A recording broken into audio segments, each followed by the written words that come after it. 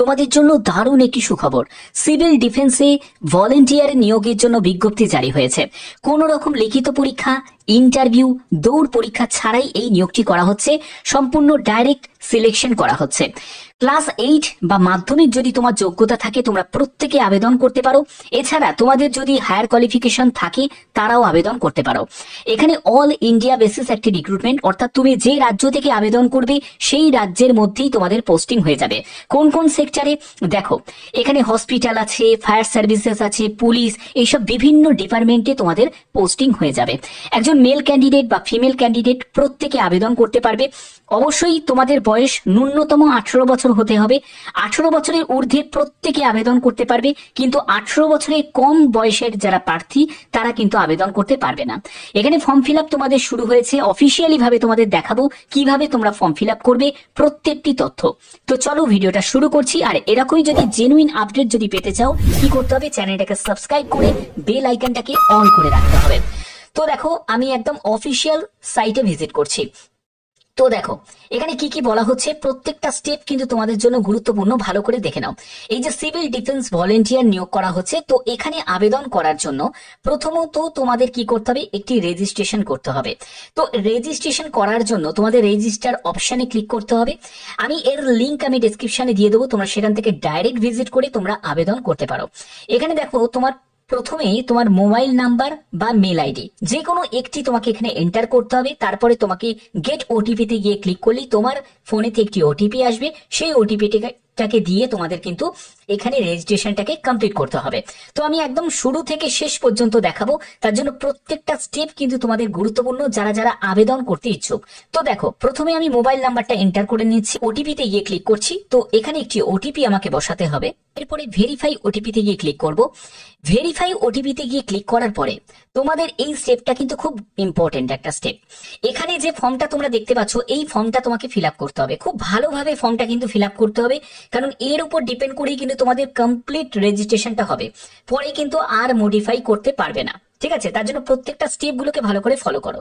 দেখো, প্রথমে তোমার নাম, তারপরে তোমার লাস্ট নেম, তারপরে এখানে একটা পাসওয়ার্ড বসাতে হবে। পাসওয়ার্ডটা কি হবে, পাসওয়ার্ডের ক্ষেত্রে বলছি, সেটা কিন্তু কোনো মেলের পাসওয়ার্ড চাইছে না। এখানে তোমাকে পাসওয়ার্ড ক্রিয়েট করতে হবে, যার জন্য তোমাকে নিউমেরিক, তারপরে হচ্ছে তোমার অ্যালফাবেট, তারপরে স্পেশাল ক্যারেক্টার দিয়ে একটা পাসওয়ার্ড তোমাকে ক্রিয়েট করতে হবে।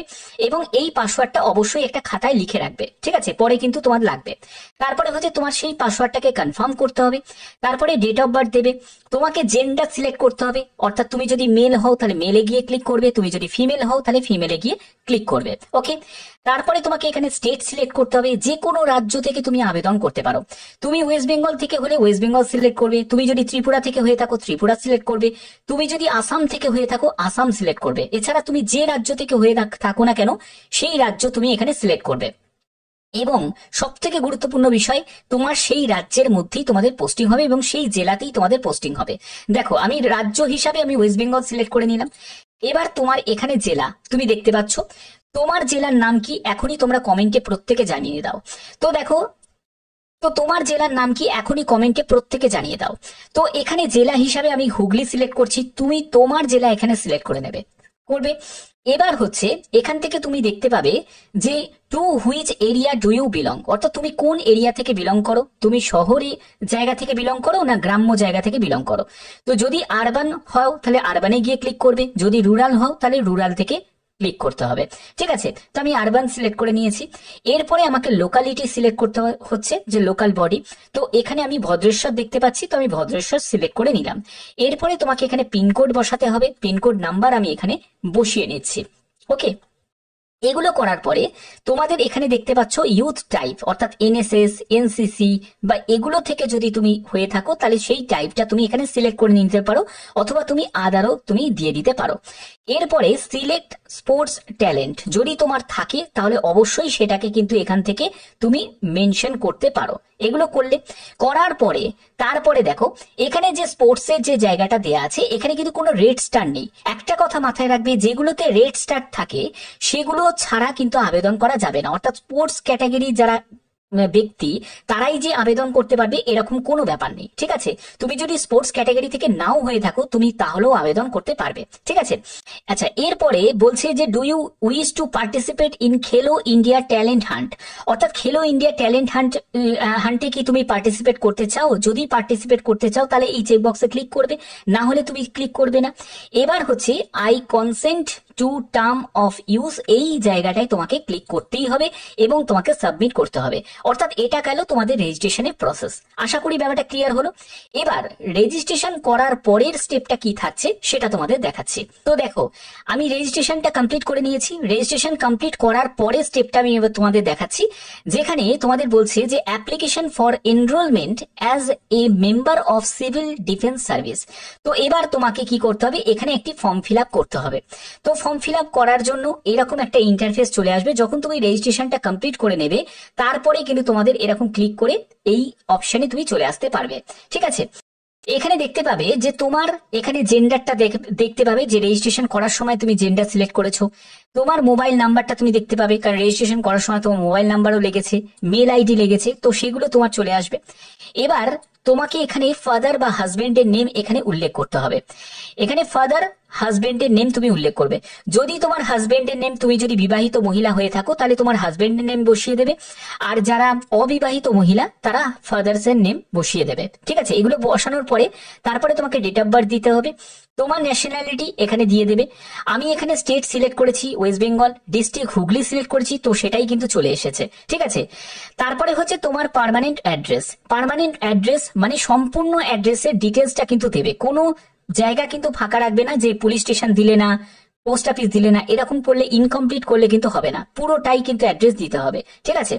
এরপরে হচ্ছে তোমার অকুপেশন। দেখো, অকুপেশনের জায়গাটা তুমি যখন যাবে সেখানে তুমি যদি বেকার হও মানে আনএমপ্লয়েড যদি হও তাহলে আনএমপ্লয়েডে গিয়ে ক্লিক করবে। তুমি যদি একজন স্টুডেন্ট হও তাহলে স্টুডেন্টে গিয়ে ক্লিক করবে। তুমি যদি সেলফ এমপ্লয়েড বা গভর্নমেন্ট এমপ্লয়ি বা যে কোনো হও সেটাই কিন্তু তুমি এখান থেকে অপশনে পেয়ে যাবে। যারা ফ্রেশার ক্যান্ডিডেট তারা আনএমপ্লয়েডে গিয়ে ক্লিক করে দেবে, হয়ে গেল। এরপরে প্রেজেন্ট অ্যাড্রেস আর পার্মানেন্ট অ্যাড্রেস যদি সেম হয়ে থাকে তাহলে এই চেকবক্সে তোমাদের ক্লিক করে দিতে হবে সেম অ্যাজ পার্মানেন্ট অ্যাড্রেস, একদম সেম কপি হয়ে আসবে। এরপরে name and address of present employer, এটার কোনো ফিল আপ করার কোনো প্রয়োজন নেই। যেগুলো তোমরা রেড স্টার দেখতে পাবে না সেগুলো কিন্তু ফিল আপ করতেই হবে, ম্যান্ডেটারি। কিন্তু যেগুলোতে দেখো রেড স্টার নেই সেগুলো না ফিল আপ করলেও চলে যাবে। এটা যারা প্রেজেন্ট এমপ্লয়ার যারা আছে তাদের জন্য, এটা তোমাদের জন্য নয়। এরপরে হচ্ছে এডুকেশনাল কোয়ালিফিকেশন। দেখো, এডুকেশন কোয়ালিফিকেশনের ক্ষেত্রে বলে রাখি, তোমার যদি যোগ্যতা 8 পাশের কমও যদি হয়ে থাকে, তুমি যদি ক্লাস 6 বা 7 পর্যন্ত পড়াশোনা করে থাকো তাহলেও তুমি আবেদন করতে পারো। 8, 9, 10, 11, 12 ডিপ্লোমা, গ্র্যাজুয়েশন, আন্ডার গ্র্যাজুয়েশন, যে কোনো যোগ্যতার প্রার্থী, এমনকি পিএইচডি যদি করে থাকো তাহলেও তুমি আবেদন করতে পারো। ক্লিয়ার হয়ে গেল ব্যাপারটা। এবার তোমার যোগ্যতা যদি 10th হয়ে থাকে তাহলে তুমি 10th সিলেক্ট করবে, অসুবিধা কিচ্ছু নেই। এরপরে তোমাকে ল্যাঙ্গুয়েজ নোনস অপশনটা চলে এলো, সেখান থেকে তোমাকে তোমার ল্যাঙ্গুয়েজ সিলেক্ট করতে হবে। তো আমি প্রথমে বাংলা সিলেক্ট করে নিলাম এবং রিড রাইট স্পিক, লিখতে পড়তে বলতে জানি, এটা আমি সিলেক্ট করে নিলাম। এবার তুমি চাইলে তুমি অ্যাড ল্যাঙ্গুয়েজ করতেও পারো, তুমি চাইলে নাও করতে পারো, এবার সেটা তোমার মর্জি। তুমি চাইলে ইংলিশও তুমি দিয়ে দিতে পারো, তুমি চাইলে হিন্দিতে দিয়ে দিতে পারো, ঠিক আছে, সেটা তুমি দিতেই পারো, বা তুমি নাও দিতে পারো, সেটা তোমার সম্পূর্ণ মর্জি ওপর ডিপেন্ড করছে, ঠিক আছে। এরপরে are you a member of the following, তো যদি তুমি defence force, territorial army, police service, fire service যে কোনো তুমি যদি থেকে যদি মেম্বার হয়ে থাকো তাহলে তুমি সেটাকে টিক দেবে। যদি না হয়ে থাকো তাহলে নান অফ দ্য অ্যাভব এটা অপশনে তোমাকে ক্লিক দিতে হবে। এরপরে যেগুলো যেগুলো আছে সেগুলোতে নই করতে হবে। দেখো, এক্স সার্ভিস পার্সন যদি হয়ে থাকো তাহলে তুমি এখানে ইয়েস করবে, না হলে তুমি নো করবে। ন্যাশনাল ভলেন্টিয়ার ফোর্স থেকে যদি বিলং করে থাকো তাহলে ইয়েস করবে, নাহলে নো করবে। সিভিল ডিফেন্স কর্প থেকে যদি প্রিভিয়াস এক্সপিরিয়েন্স যদি থাকে তাহলে ইয়েস করবে, নাহলে নো করবে। তারপরে সিভিল ডিফেন্স কর্প থেকে যদি তুমি প্রেফারেন্সে থাকো সেখানেও তোমাকে নো করতে হবে। তারপরে দেখো, স্পেশাল কোয়ালিফিকেশন এনরোলমেন্ট যদি থাকে সেটার জন্য ইয়েস করবে, তাহলে নো করে দেবে।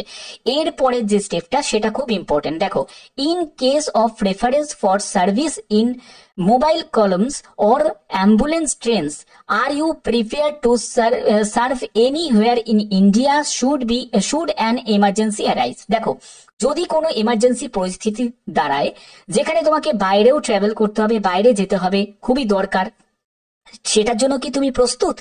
তো সেটার জন্য তোমাকে এখানে একটু ডেসক্রাইব করতে হবে। এটার জন্য আমি বলবো গুগলের সহায়তা নেবে, গুগল ট্রান্সলেটে সেখানে বাংলায় লিখবে, সেটাকে ইংলিশে, তারপরে ইংলিশে কনভার্ট করে সেটাকে কপি করে জাস্ট এখানে পেস্ট করে দেবে, সব থেকে ভালো হবে। ঠিক আছে, এরপরে যেটা বলতে চাওয়া হয়েছে সেটা হলো তুমি কত ঘন্টা কাজ করতে চাও, কি কি বার কাজ করতে চাও, সেটাও কিন্তু তোমার উপর ডিপেন্ড করছে। দেখো এখানে তুমি যখন নেম অফ ডেজ তুমি দেখতে পাবে, সেখানে তুমি যদি মনে করো যে সানডের দিনটা তুমি ছুটি চাও, তুমি সেটাই ছুটি পাবে।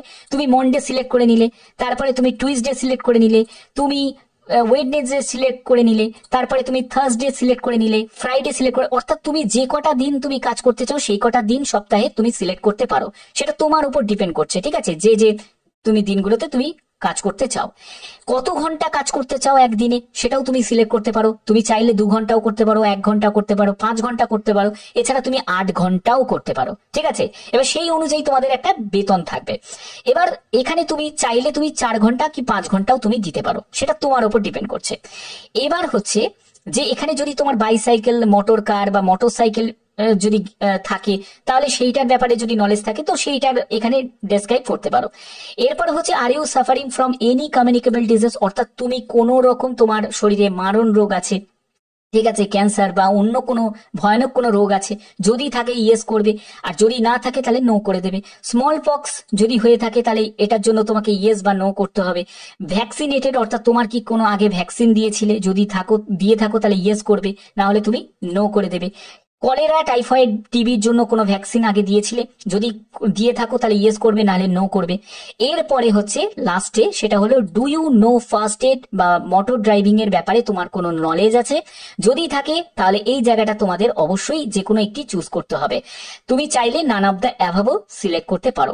এগুলো করার পরে তোমার নামটা তুমি দেখতে পাবে এবং তোমাকে নেক্সট অপশনে ক্লিক করতে হবে।